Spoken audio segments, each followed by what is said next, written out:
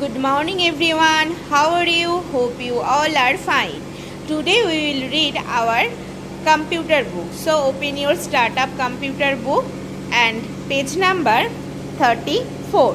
আমরা কি পড়ছিলাম? আমরা নো ইওর কিবোর্ড এই চ্যাপ্টারটি পড়ছিলাম, অর্থাৎ কিবোর্ড সম্পর্কে আমরা জানছিলাম।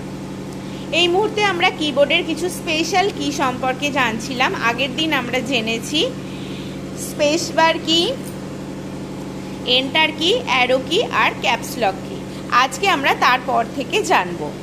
আজকে জানবো ব্যাকস্পেস কি, ফাংশন কি আর শিফট কি সম্পর্কে। দেখো, ব্যাকস্পেস কি। ব্যাকস্পেস কি অ্যাক্টস লাইক অ্যান ইরেজার।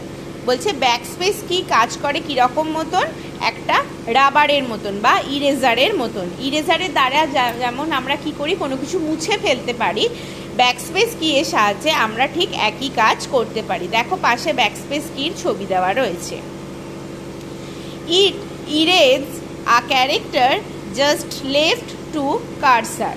কারসারের বাঁ দিক থেকে, অর্থাৎ কারসার যদি এইভাবে থাকে ঠিক তার বাঁ দিক থেকে মুছে দিতে থাকে সমস্ত কিছু, যা যা তুমি মুছতে চাও সেগুলো মুছে দিতে থাকে। এরপর হচ্ছে ফাংশন কি।